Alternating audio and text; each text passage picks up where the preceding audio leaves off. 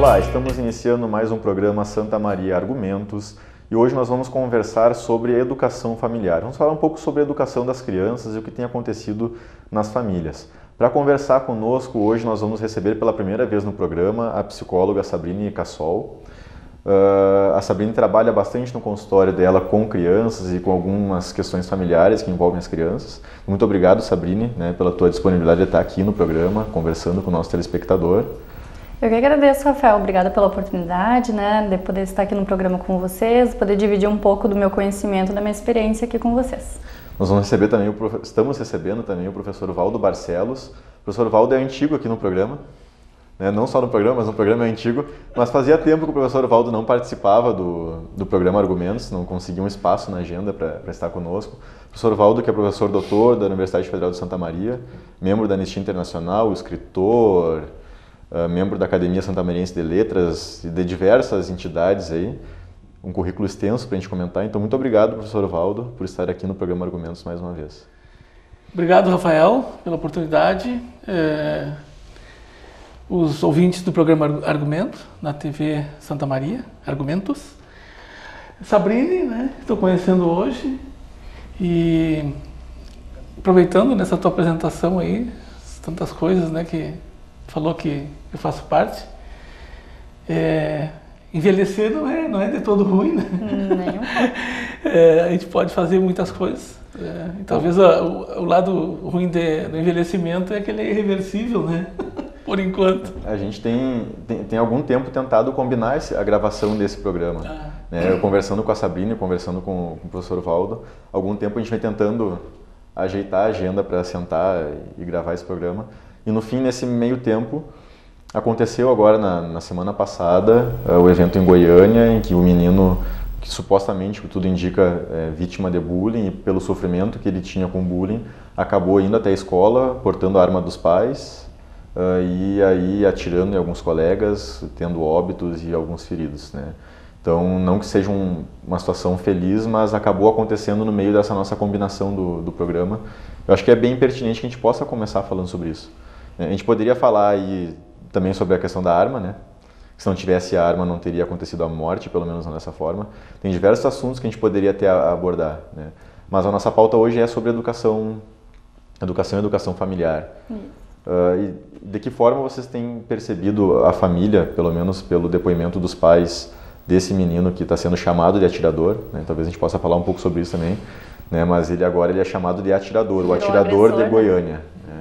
Ele é identificado assim como o atirador de Goiânia. Ouvindo os pais dele, os pais dizem que não perceberam jamais que ele fosse vítima de bullying e ele em nenhum momento relatou isso. A escola também traz esse mesmo depoimento. Então, o que vocês têm percebido assim, nesse trabalho com crianças, com educação, sobre a atenção que a gente vem dando para as crianças? Porque se ninguém percebeu, talvez isso seja muito grave, Que olhar os pais, os professores estavam tendo sobre essa criança ou sobre esse adolescente. Posso começar, Sabrine? Pode sim. Bom, Rafael, essas são muitas coisas que a gente poderia conversar, mas assim, eu tenho acompanhado, porque eu assisto bastante televisão, e algumas coisas que vêm sendo veiculadas, e como tu falou assim, o atirador de Goiânia, assim, tu fica imaginando assim, um sniper lá, Por exemplo, o que aconteceu nos Estados Unidos, como se fosse aquele atirador.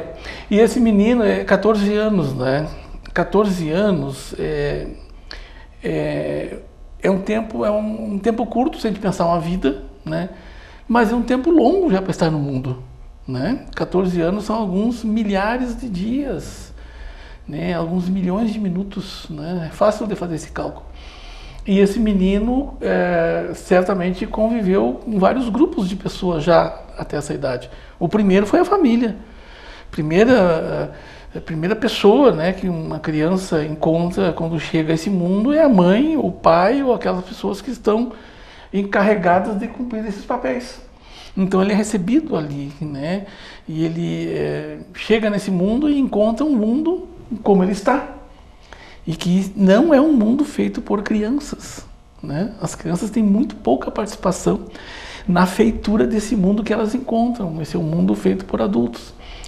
Então, acho que começar a pensar um pouco por aí, sem procurar culpados, pelo menos Não é esse o objetivo, é tentar entender uma situação dessa. Um menino com 14 anos de idade, né, decidir pegar uma arma e, pelo jeito, assim, pelo que eu vi nas entrevistas, ele tinha algum conhecimento de manuseio de arma. Eu vi uma entrevista com a coordenadora da escola, que foi a primeira pessoa que chegou e começou a conversar com ele. Ela deu uma entrevista longa num programa de televisão, assim. Achei, inclusive, assim, muito longa a entrevista e parece que foi bem planejada a entrevista. E eu vi uma hora assim que ela falou para o menino, depois que tinha levado ele para a biblioteca, disse assim para ele, trava a arma, né? Aí ele foi e travou a arma. Quer dizer, os dois tinham conhecimento de arma, né?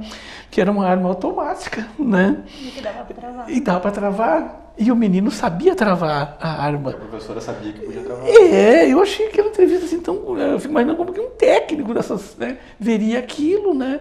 Então, tem muita coisa envolvida com isso, né? Mas, assim, para encerrar essa minha primeira intervenção, eu penso que tem a ver com isso que a gente tem pensado, né? Quem é que realmente está junto das crianças, né? As crianças estão convivendo com muita gente, com muitas pessoas. Em casa, às vezes tem várias pessoas em casa, os familiares mais próximos, aí depois vai para a escola, são grupos grandes nas escolas, participa de clubes, enfim, de várias comunidades. Tem muita gente perto, mas a pergunta é, quem é que está junto mesmo, né? Quanto tempo o pai e a mãe, ou aquelas pessoas encarregadas de estar junto da criança, estão junto, né? Ou estão só perto? Não sei o que a Sabrina tem acompanhado no consultório, eu acho, principalmente, né, sobre essa atenção sobre as crianças. Sim, e complementando também a fala do Valdo, né, que tipo de mundo estamos deixando para esses filhos e filhas, né, e que tipo de filhos e filhas estamos deixando para esse mundo. Eu também queria essa incógnita, né, porque quando eu paro e penso assim no menino que levou uma arma para a sala de aula, que estava sofrendo bullying, eu penso assim, ele levou aquilo para acabar com a dor. Né, para acabar com a dor dele, foi a forma como ele encontrou para aquilo. Mas eu sempre penso de uma forma assim, ó, que aquilo é um grupo, né? Tem os agressores, que foi os que cometeram bullying, ele como vítima, que agora virou, né? Que agora ele virou atirador. E eu penso também onde estão as famílias, né? Desses dois tipos de grupo, os agressores e as vítimas, né? Que tipos de pais estão tendo aí a partir disso? Que tipo de cuidadores estão tendo a partir desses filhos? Né? Que olhar estão tendo. Ele inclusive chegou a atirar em alguns amigos dele.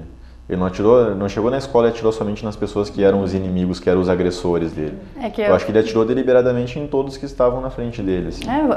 Partiu também da tensão, né, que aquilo causou e, enfim, através disso, os tios acabaram sendo em massa, diferenciando as pessoas que causaram a dor nele ou não. Né? Mas isso tem me preocupado bastante também dentro do consultório, né? Que tipo de escuta está tendo dentro de casa, que tipo de olhar está tendo dentro de casa, pois eu acho impossível um pai, uma mãe, um cuidador não ter percebido que esse filho não está bem, que ele está apresentando alguns sintomas, por causa que o pai, numa das entrevistas, comentou, eu não tinha percebido diferença nenhuma nele, mas tem certeza, porque é impossível quando uma criança está sofrendo bullying, ela representa uma certa tristeza, mau humor, problemas de sono, de alimentação, sempre vem alguns sintomas. Agressividade. Né, alguma agressividade.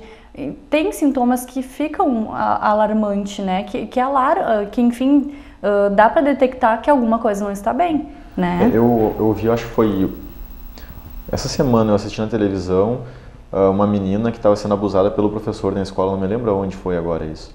Mas e aí foram identificar que mais 8 ou 9 meninas supostamente também foram abusadas por aquele professor. E aí quem percebeu isso e denunciou foi a mãe da criança, porque a criança tinha a boneca e tinha riscado todo o rosto da boneca, então ela estava tendo um comportamento agressivo com objetos que ela tinha antes um relacionamento, sei lá, de carinho. De carinho. Então a mãe percebeu que alguma coisa estava acontecendo e foi investigar e descobriu, né, que o professor supostamente estava passando a mão na menina durante a aula, alguma coisa assim. Então tem como a família detectar que alguma coisa está acontecendo com o filho se quiser prestar atenção no que está acontecendo com o filho. Mas aí vai depender muito, não que eu não acredito que os pais façam isso também mal intencionados, assim, de não perceber. Não há uma má intenção dos pais.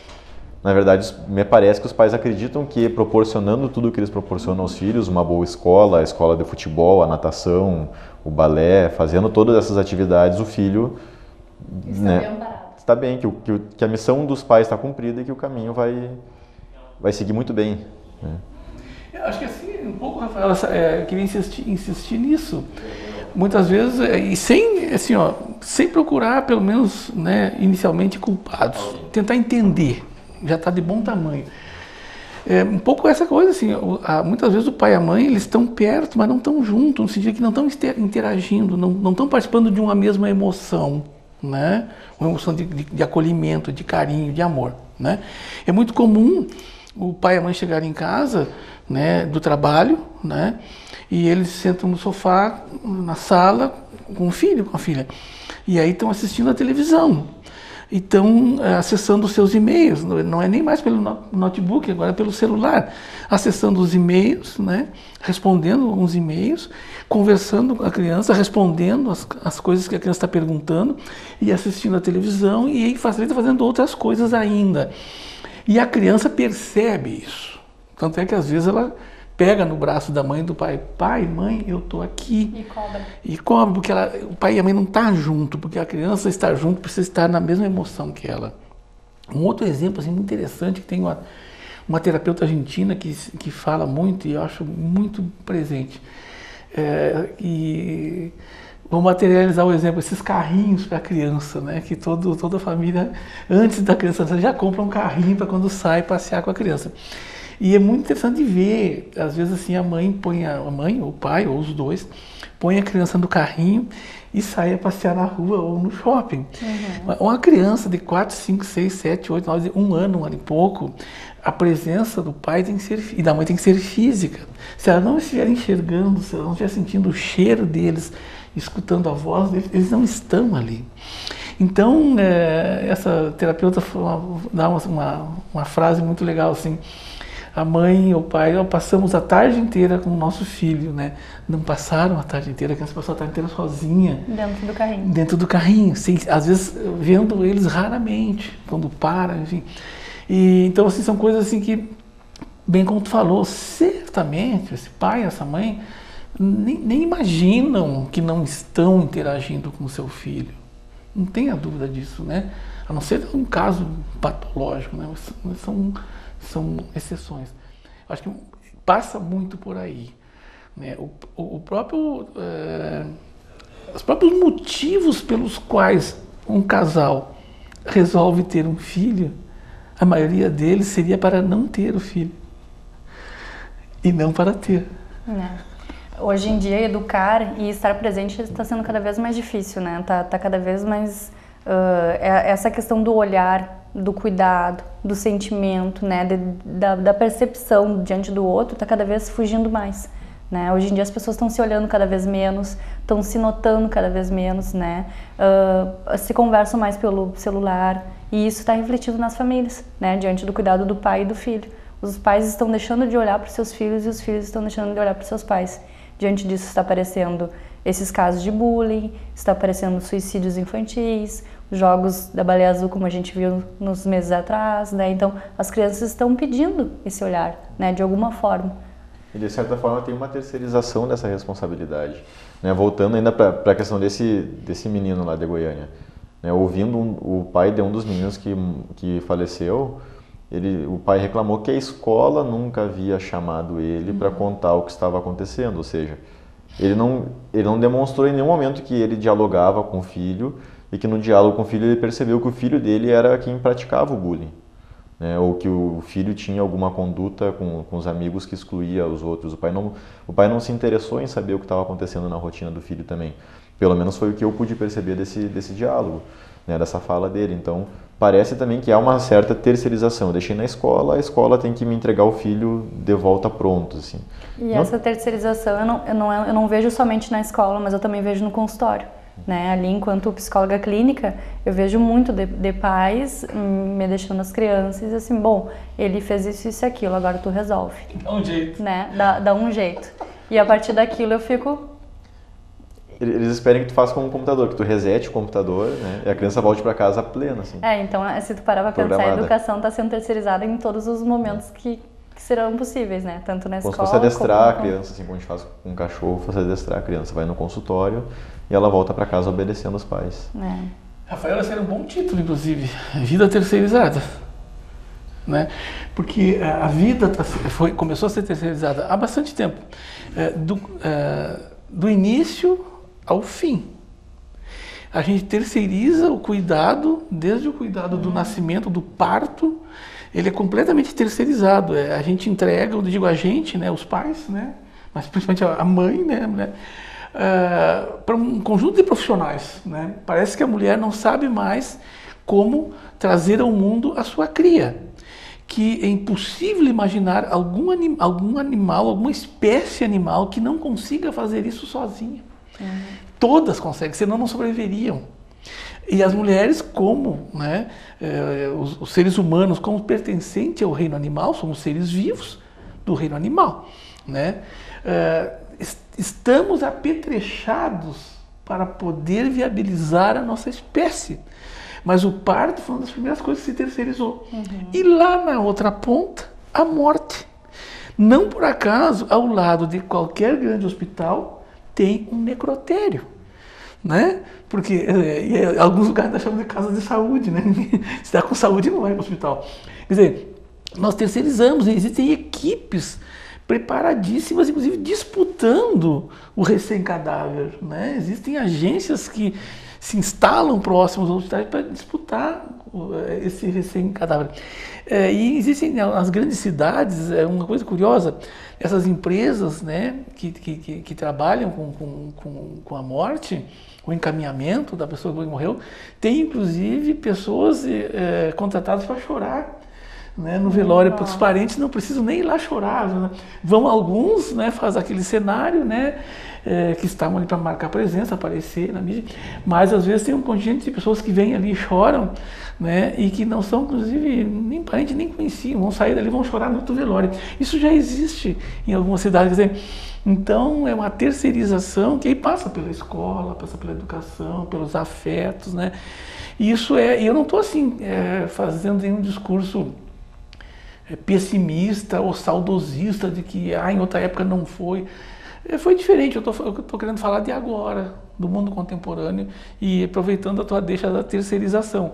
Eu acho que é uma grande conversa. Nós gravamos, acho que há uns 2 meses, um programa com a professora Carmen Andrade e nós falávamos daí do idoso, na verdade, né? Dessa terceirização do cuidado com o idoso, de colocar em algumas casas de cuidado o idoso, que muitas vezes realmente o filho trabalha o dia inteiro e ele precisa que alguém cuide dos pais, mas em outra grande parte das vezes não é isso que acontece, é que na verdade o cuidado com aquele familiar que é idoso não é tão importante quanto ir ao cinema, né? Algumas outras atividades que a gente tem no nosso dia a dia. E a gente estabeleceu um diálogo aqui no programa falando um pouco sobre isso, né? Sobre essa terceirização do cuidado com o idoso, que é a área de trabalho da professora Carmen Andrade. Eu sempre faço uma comparação também do idoso com a criança. Né, com um recém-nascido ou enfim a criança nas suas fases iniciais, que se for parar para perceber os mesmos cuidados, né, que o idoso também merece, que é aquele cuidado da alimentação, cuidado do zelo, da higiene, só que perante isso a gente não tem mais paciência nem com o recém-nascido nem com o idoso, né, a gente está se perdendo diante desses cuidados, tanto no início da vida quanto no final. E o recém-nascido tem essa justificativa de que ele vai para a escola para aprender algumas coisas na escola que vão ser importantes para ele, né? Tem alguns saberes. Agora o idoso não tem essa justificativa.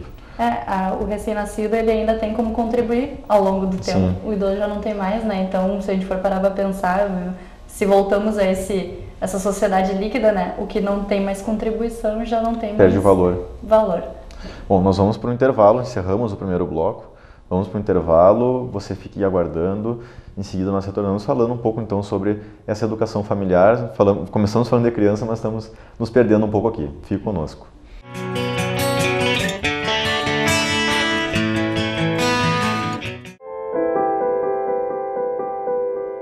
Na vida, você tem muitas escolhas.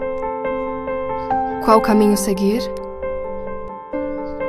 Qual escola estudar? Qual profissão atuar? Em quem confiar? É por isso que a Casa Maria agradece por ser uma de suas escolhas. Casa Maria, amparo assistencial a pessoas em tratamento oncológico. Uma conversa pode transformar uma vida. Por isso, compartilhe conosco aquilo que você não divide com mais ninguém.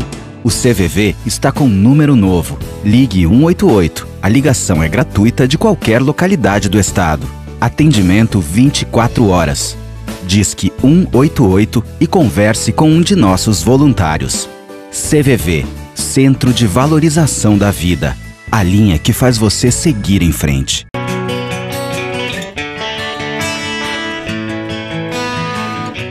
Voltamos com o programa Santa Maria Argumentos. Estamos falando hoje sobre a educação familiar. Falando um pouco sobre a educação das crianças, estamos recebendo para conversar conosco a psicóloga Sabrina Cassol e o professor Valdo Barcelos, que no primeiro bloco já falaram bastante. Eu estou tentando aqui fazer todas as perguntas que eu tinha programado para fazer. Então, quando a gente já começa o segundo bloco, vou pedir para o professor Valdo compartilhar um pouco conosco o livro que foi lançado ano passado, o seu livro falando um pouco sobre Humberto Maturana. Acho que são cerca de 10 anos já que o senhor vem conversando e vem estudando sobre Humberto Maturana. Fez um curso em julho agora, esse ano, né, no Chile, com Humberto Maturana. E aí traz essa obra. Então compartilha um pouco conosco qual é o título do livro e o que o telespectador vai encontrar nele. Obrigado, Rafael, pela oportunidade de falar do livro. É um livro que eu escrevi em coautoria com a Sandra Maders, né, ex-orientanda minha de doutorado, e agora defendeu sua tese e estudou, né, e na sua tese Humberto Maturana é uma das referências importantes. E o livro chama-se Humberto Maturana em Educação, Educar no Amor e na Liberdade. E dando uma certa continuidade assim ao bloco anterior, essa coisa assim da criança, né, da infância, nós, seres humanos, né, quando crianças, né, e como seres humanos, somos os animais, eu insisto nisso, né, que somos seres vivos do reino animal, né, que por mais tempo dependemos do cuidado de alguém para sobreviver. Mais próximos a nós é uma espécie de gorilas que existe ainda na África, que o filhote, a cria, fica até 2 anos e meio com o pai e a mãe. A partir daí ele pode se virar sozinho. Então tu imagina, né, o tempo da nossa dependência, né, é a maior de todo o reino animal. É bem mais que 2 anos e meio. Imagine uma criança com 5 anos viver sozinho. Bom, e essa dependência eu poderia resumir assim em 3 coisas decisivas, né, para essa viabilização da vida, que seria, né, o alimento, né, precisa ser alimentada essa criança. É primordial, né? Não, sem alimento ela não vai viver. E por uma larga faixa de tempo. A segunda é proteção. Precisa proteger, precisa cuidar, precisa estar junto, orientar, né? E a terceira coisa é o amor. Essas 3 coisas precisam andar juntas, né? Então, ser alimentada, ser protegida e ser amada. E essas 3 coisas precisam acontecer num espaço de liberdade. Se tiver essas 3 coisas num espaço de liberdade, daqui umas 10 gerações nós não teremos, né, as violências mais comuns que nós temos hoje. Porque essas crianças vão ser adultos, né, certamente, dificilmente elas vão seguir um outro caminho que não seja o caminho do amor, da cooperação, da solidariedade, da fraternidade, né? É claro que isso precisa decorrer assim muitas gerações, muitas transformações culturais, né? Mas por outro lado são coisas muito simples, porque o alimento para essa criança está dado pela natureza, pela mãe, ao amamentar. E é um alimento poderoso, né? E ao mesmo tempo que acontece, esse alimento tem a proteção e tem o amor. Então, a coisa está dada e com uma simplicidade que chega a doer. Bom, nesse livro que, né, o senhor lançou o ano passado, nós encontramos ele em Santa Maria nas livrarias locais, sim? Nas boas casas do ramo, como diria o vendedor, né? Provavelmente na internet também? Na internet, pela editora Caxias, na estante virtual, aqui na livraria Sesma, e se encontrar alguma dificuldade, né, A editora Caxias deve ter no site. No site da editora tem todas as obras que a gente publica por lá. Então, em autoria Valdo Barcelos, Sandra Maders também, mas está à disposição o livro e estou muito contente, muito feliz com o livro. Semana passada, sexta-feira, a gente fez mais um lançamento em Santiago e foi muito bom, um número, mais de 300 pessoas, as pessoas estão recebendo bem, então ele está um livro, a gente tentou que ele fosse um livro acessível e também assim muito carregado de exemplos que são comuns para qualquer pessoa. É um livro sobre educação, mas é um livro para qualquer pessoa que esteja interessado em entender um pouco mais das relações entre as pessoas, entre as crianças, enfim. Bom, o senhor falava sobre esses fundamentos e um dos fundamentos é o amor. De que forma a gente conseguiria explicar que nessas relações de amor, às vezes há violência? Né? E há violência de diversas formas. Há a violência na omissão, né, do pai que não vai visitar um filho no final de semana porque ele acha que jogar futebol ou lavar o carro dele é uma atividade mais importante do que ter algum momento com o filho. Né? Mas há aquela violência, a violência física também, né, entre um pai e um filho, e essa discussão que a gente tem sobre a palmada são situações extremamente complexas de dialogar. Então eu não quero ficar monopolizando, que eu quero ouvir a Sabrine, mas Rafael, precisa conversar sobre esse negócio, porque se é amor, não tem violência. Quando a gente fala em educação, nós estamos falando sobre educação. Exato. E a palmada faz parte da educação. Então, vamos dizer uma frase curta assim, né, para provocar uma longa conversa, e que a gente tenta tratar mais isso no livro, assim, que esses autores que a gente tem estudado dizem, por exemplo, o seguinte: amor é incondicional, ponto final. Se tiver qualquer condição, qualquer exigência, não é amor. Imagine isto na nossa vida, amar incondicionalmente. Somos nós capazes disso? Somos, porque isso está inscrito na nossa biologia.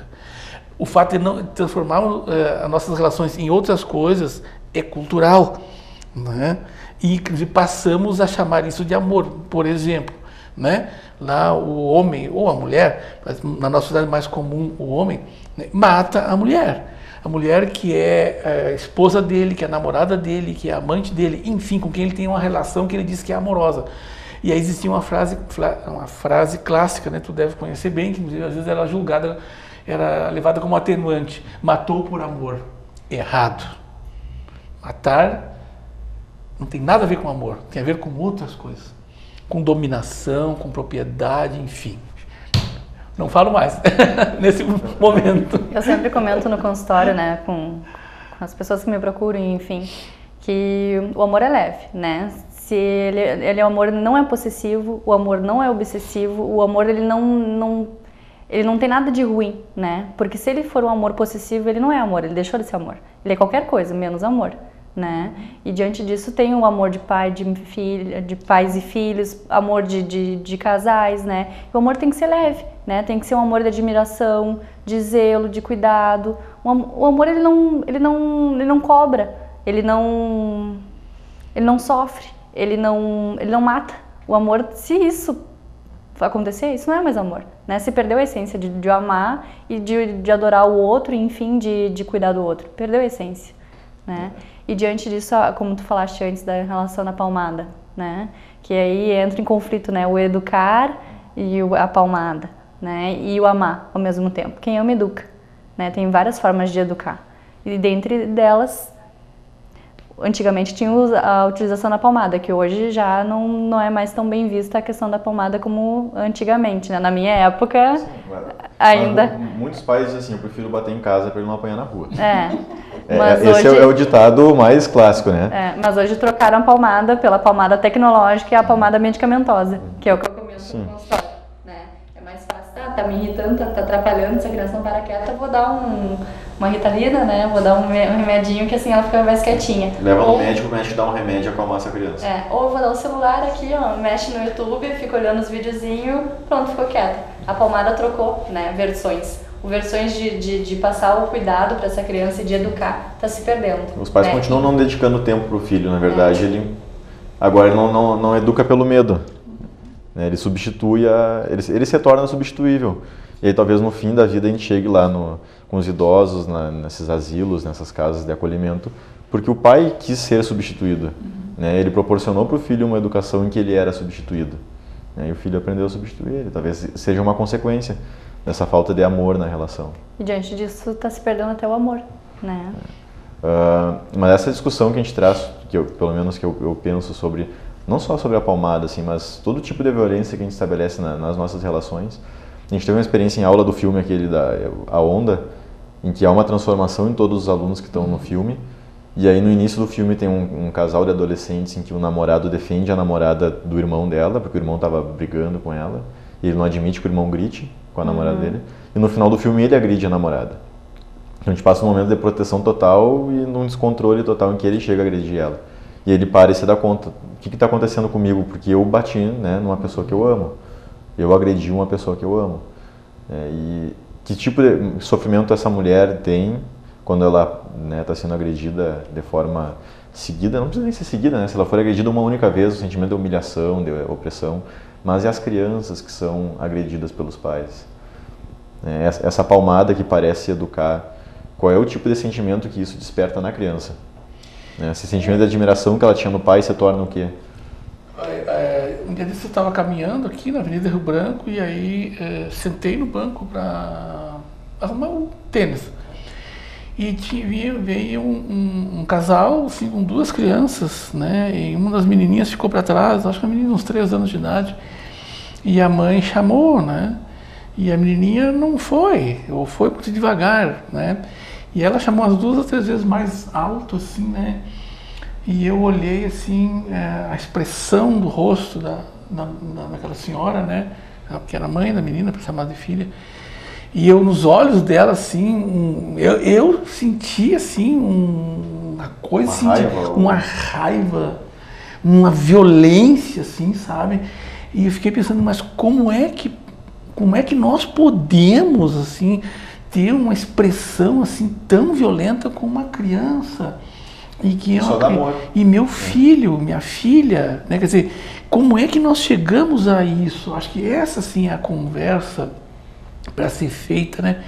E com muita calma, não pode ser em qualquer situação, porque às vezes parece que tu tá julgando a pessoa ou te colocando numa posição, né, de poder julgar e condenar, né? E tentar assim olhar isso de um jeito e tentar compreender, né? E tentar, na medida do possível, conversar sobre isso, né? Com a pessoa naquela hora é quase impossível conversar. Se eu fosse falar qualquer coisa para aquela senhora, ela me diria alguns impropérios impublicáveis, porque ela estava numa emoção que era de raiva, de ódio. Como é que pode isso, né? Como é que pode? Como é que a gente é capaz disso? O exemplo que tu deu do filme, eu acho que foi muito legal, Rafael, assim, ó, o mesmo menino, né, que cuidava da namorada, que tinha toda uma relação de carinho com ela, esse mesmo menino depois bateu. O que eu concluo disso? Né? Que essa questão da violência é cultural para nós. É cultural. Nós somos capazes da violência, desde que sejamos, né, incentivados a ela, ou seja, nos seja proporcionado ambientes de vivência na violência. É no que eu acredito hoje, assim. E eu sempre penso também na base, né, que essa criança ou esse namorado, enfim, estão recebendo, né? Porque para eles agirem dessa forma, eles receberam, de alguma forma. Isso daí foi aprendido, né? Faz parte dessa cultura que ele está inserido. Que ele está inserido, porque se tu é cuidado de uma forma com paciência, aprendendo sempre de que ter autocontrole de si próprio, autocontrole das suas emoções, dos seus sentimentos, saber respirar, saber dosar o que tu tá sentindo para não, enfim, agir impulsivamente, tu vai estar sempre com isso bem monitorado. Agora, se tu recebeu de uma mãe um olhar diferenciado, uma voz diferenciada com um tom mais alto, uma agressão, de muitas vezes tu nem sabe por que tá recebendo aquilo. Na verdade não se torna nem diferenciado, se torna comum, né? Porque a agressão, esse olhar de raiva, ele provavelmente não foi só aquele dia. Não é especial. Ele deve acontecer diariamente. Faz parte da relação. Né? E aí com aquilo ela aprende que aquilo funciona e com aquilo ela repete e assim vai indo em outras relações e vai se procedendo, né? Mas o que tu consegue perceber? Eu não sei se tu pode compartilhar assim a tua vivência do consultório, mas o que tu consegue perceber desse sentimento dessa criança que é agredida pelo pai ou que tem esse sentimento de opressão pelo pai, tem essa relação que não é amorosa? Isso na criança certamente deixa algum tipo de marca. De vestígios. Pois é, Rafael, eu presencio isso muito no consultório, muito mesmo, até porque como a minha demanda é mais até porque imagina que quando o filho chega para te lá, ele chega lá com um problema, e ele acredita que ele é um problema, ele tem Humberto Maturana, né? Porque o pai tanto fala pro filho que ele é um problema, que ele chega lá acreditando que ele é um problema. Sim, e ele está ali porque ele é o problema, né? E fica aquilo ali mais enraizado porque eu estou na psicóloga, então eu sou realmente o problema, né? E ele começa a se comportar como um problema, na verdade. Ele aceita que ele é um problema e ele começa a agir como problema, porque ele... E através da criança, a criança assim, é espetacular. Eu adoro trabalhar com criança e é muito sutil, através das brincadeiras, ela apresentar isso. Né, através de um desenho. Cara, eu não posso expor os casos aqui porque é antiético. Pelo que eu acompanho, assim, pelo menos o teu trabalho que tu publica na internet, eu percebo que tu utiliza algumas estratégias, assim, como brincar com a criança ali, alguns jogos, alguma Tem coisa muitas assim. estratégias, muitos desenhos, né? Tem a família terapêutica que a gente usa, através dali a gente percebe o que a criança está sofrendo, o que ela tem passado em casa, por que ela está vivenciando aquilo. E o que mais me preocupa é que muitas vezes quem deveria estar ali comigo não são elas, e sim os pais, né? De uma forma bem sutil, que infelizmente muitas crianças deviam receber alta, né? E enfim, quem deveria estar ali tendo um pouco de paciência, tendo um pouco de enfim, mais calma, autocontrole, seriam os pais. A tua função é ensinar a criança a trabalhar com os pais, é isso? Eu não quero falar isso. Mas a função do atendimento é explicar para a criança que ela tem que ser mais compreensiva com o pai e a mãe. Mais compreensiva, mas claro, tem crianças e crianças, né? Tem crianças que ela já vem com algum transtorno de opositor, né? Que enfim, alguns problemas de neurose, que claro, tem crianças e crianças, né? Tem casos e casos, são famílias e famílias. Cada caso é um caso especial, não dá pra gente generalizar todos, né? Tem crianças que realmente elas nascem já com algumas mazelas e alguns problemas, né? Tem crianças especiais também, então não dá pra gente generalizar que todos os pais... No teu trabalho tem diversas... que todos os pais tem sejam diversas culpados, funções, né? assim, como psicóloga na vida de uma criança. Mas certamente deve chegar alguns casos em que... Sim, e ainda mais assim, se a gente for parar para pensar, né? Porque a criança ela enfrenta problemas que os adultos não sabem enfrentar. Né? A separação dos pais. Os pais não sabem como fazer a separação deles. Eles não sabem de que forma um vai reagir quando passar pelo outro na rua. E o filho está no meio disso e ele tem que saber lidar com o sentimento que os pais não sabem. E ele vive essa tensão, né? De como é que vai ser isso tudo. Mas enfim, voltando para aquela questão dos pais e dos filhos, né, diante do cuidado, eu também fico preocupada em que momento a gente está se levando na nossa sociedade, né, onde as pessoas estão produzindo cada vez mais, elas têm que ser melhor cada vez mais, mas elas não estão parando para viver uma qualidade dentro de casa, né, uma qualidade nas relações. Dessa mãe, por exemplo, que o Valdo presenciou, né, de uma expressão talvez de raiva, né, porque ela não parou para pensar, não parou para respirar naquilo que ela está reproduzindo, né? Não está mais tendo qualidade nas relações, dentro de casa, nas famílias, como de amizade, enfim, não está tendo mais conversa. Talvez se pudesse filmar, né, o que ela fez e mostrar para ela num outro momento, ela poderia refletir muito sobre a atitude dela. Rafael, assim, nesse curso... sair fora, assim, né? A gente sair fora. Nesse curso que a gente fez lá no Chile, né? Julho agora. No Instituto Matrístico, com Maturana e a Ximena, a gente teve, assim, algumas atividades, né? Algumas interativas, onde a gente pôde, assim, construir algumas relações, assim, muito interessantes, assim, né? Para as pessoas se perceberem, né? perceberem, por exemplo, que grande parte assim, das nossos sofrimentos, né? Nossas angústias, enfim, nossos sofrimentos da alma, do espírito, do que não quer dar para essa coisa que encharca nosso corpo, eles têm a ver com nós mesmos e não com os outros, né? Que é uma coisa muito forte em nós, né? É procurarmos em alguém a culpa, a responsabilidade pelo nosso sofrimento, né? E isso é uma coisa assim muito presente, né? Claro, tem a ver com uma série de coisas que o tempo não permite, mas os pais, por exemplo, né? Os pais jogam em cima dos filhos, os pais, as mães, ou aquelas pessoas que assumem esse papel, um grau de expectativa que ninguém aguenta. Ninguém aguenta, muito menos uma criança, né? Isso é de uma violência, isso é de uma maldade, vamos dizer assim, né? Não tem que ser intencional, muito grande. Porque expectativa é esperar de alguém alguma coisa para o futuro. E que tu mesmo introjetou, e que né? você construiu. Às vezes a pessoa nem sabe. E nós vivemos numa cultura, né, muito, muito forte no ponto de vista das expectativas. E que essas expectativas, para se realizarem, né, acabam se transformando em exigências. O pai e a mãe amam o filho. Se ele fizer isto, ou se não fizer isto, né? O aluno falar inglês, jogar futebol, natação, balé. Né? O aluno, né? O professor, né? O aluno vai ser excelente se ele fizer isso. O namorado ama a namorada, o esposo ama a esposa, enfim, o namorado ama o namorado. Se ele não fizer isto, a lista é tão grande de critérios que isso não é amor, isso é outra coisa. Só que é um processo difícil de pensar. É possível amar incondicionalmente? É possível viver sem expectativas? Se não é, mas pelo menos vamos tentar diminuí-las. Bom, a gente chega no final do programa. Passo a passo. Eu sempre falo, sempre vou o programa. Eu nunca consigo chegar no final do programa e dizer que eu consegui esgotar tudo que eu queria conversar. Então, vou agradecer essa participação de vocês no programa, poderem separar um pouquinho do tempo para estar aqui hoje, conversando com a gente. Quem sabe a gente marca um outro programa para continuar falando sobre isso. Pelo menos um café a gente possa marcar para continuar conversando sobre isso. Então, mais uma vez, muito obrigado por estarem aqui conversando com o nosso telespectador do programa Argumentos. Eu que agradeço, Rafael. Agradeço pela oportunidade de conhecer o Valdo, né? Poder discutir um pouquinho sobre a educação familiar, sobre o amor, enfim, tantas coisas que a gente conversou hoje, né?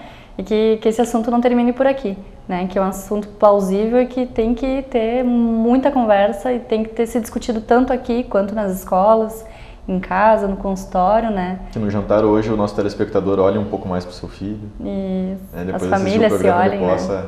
prestar um pouco mais atenção no que está acontecendo em casa. Obrigado, Rafael. Obrigado pelos assistentes e é um prazer te conhecer, Sabrine. Obrigada. Prazer foi meu. Bom, muito obrigado. O programa Argumentos vai ficando por aqui. Nós continuamos aguardando então as suas sugestões de pautas, a sua participação no programa. Muito obrigado.